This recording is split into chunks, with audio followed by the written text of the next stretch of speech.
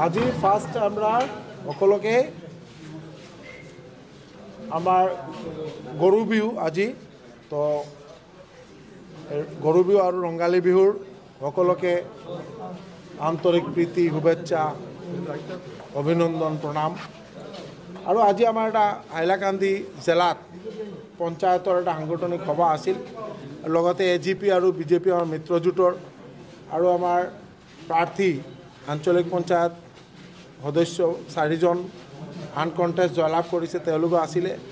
আৰু আমাৰ জিলা পৰিষদ 5জন ভাৰতীয় জনতা পাৰ্টিৰ মনোনীত প্ৰাৰ্থী অকল জ্যেষ্ঠ শ্ৰেষ্ঠ নেতা সকলে মিলি আজি আমি কেনেকুৱা অহা পঞ্চায়ত নিৰ্বাচনৰ মানে নিৰ্বাচনী প্ৰচাৰ কেনেকুৱা হ'ব এইটোৰ ওপৰত ভিত্তি কৰি আজি সভাখন হৈছে। আৰু সকলে মানে আমাৰ ষ্ট্ৰেটেজিকেলি কেনেকুৱা আমি আগবাঢ়ি যাম তাৰ কাৰণে আমাৰ 26 বা 27 তাৰিখে আমাৰ ৰাজ্যৰ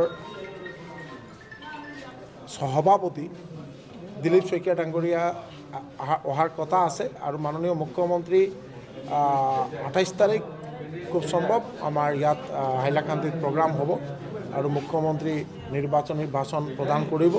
তাৰ কাৰণে এইটোৰ আমাৰ ক'ত হ'ব কেনেকুৱা হ'ব এইটোৰ কাৰণে আমাৰ পৰ্যালোচনা হৈছে।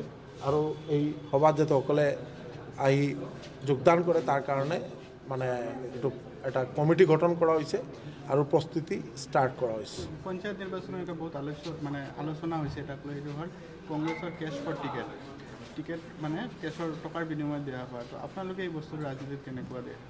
আপোনালোকে দেখিছে নহয়, গোটেই অসমত ভাৰতীয় জনতা পাৰ্টিৰ যি মনোনয়ন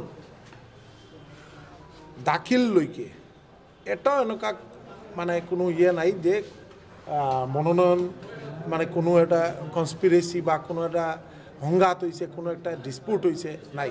কোনোবা আমাৰ 4জন 5জন কাৰ্যকৰ্তাই টিকেট বিচাৰিছে, তাৰ মাজত একজনে টিকেট পাইছে।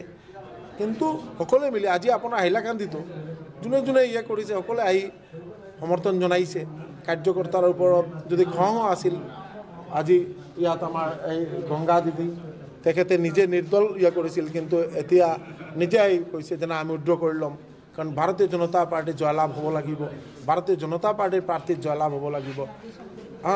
ৰাধেশ্যাম দা আমাৰ ইয়াৰ ছিনিয়ৰ লিডাৰ, এই যে আমাৰ ৰাধেশ্যাম কৈৰী দাদা তেখেতে টিকেট বিচাৰিছিলে কিন্তু টিকেট পোৱা নাই, তাৰ পিছতো নিজে আগবাঢ়ি আহিছে। কেনেকুৱা প্ৰাৰ্থীৰ জয়লাভ এইটোৱেই ভাৰতীয় জনতা পাৰ্টি।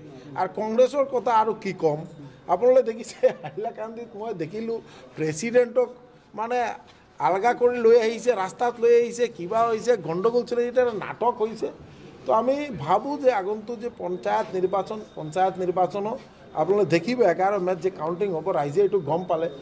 আৰু এইটো একদম ফাইনেলি পঞ্চায়তক মানুহে ফাইনেলি কংগ্ৰেছক বিদায় দিব পূৰা অসমত। আপোনালোকে দেখিব যে মানে টিকেট দিয়াত আপুনি নগাঁও দেখিছোঁ এনেকুৱা মেছেজ আহিছে, গোৱালপাৰাত আহিছে, ধুবুৰীত শুনিছোঁ, প্ৰত্যেকটা জেগাত তেওঁলোকে এইটো কালচাৰ তেওঁলোকৰ। তো কংগ্ৰেছৰ কথা আমি কৈ লাভ নাই।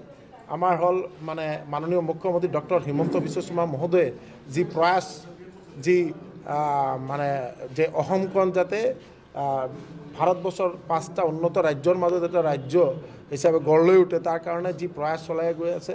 আৰু যে সকলে মিলি যাতে অসম ভাৰতৰ মাজত এটা বেষ্ট ৰাজ্য হিচাপে গঢ় লৈ উঠে, তাৰ কাৰণে সকলে সহায় সহযোগ কৰিব লাগিব। আপোনালোকৰ টাৰ্গেট মানে কি, মানে ক্লিন চুইপ 8-0 নে 2-এটা দিব বিৰোধী? ইয়াততো আমি এতিয়ালৈকে বিৰোধীয়ে কি কৰি আছে বিৰোধীলৈ মানে আলোচনা কৰা ঠিক নহয়, কিন্তু আমাৰ লাগিছে যে হাইলাকান্দিত ভাৰতীয় জনতা পাৰ্টিৰ মিত্ৰজোঁটৰ এটা ভাল ফলাফল হ'ব, তাতে কোনো সন্দেহ নাই, এটা ভাল ৰেজাল্ট হ'ব।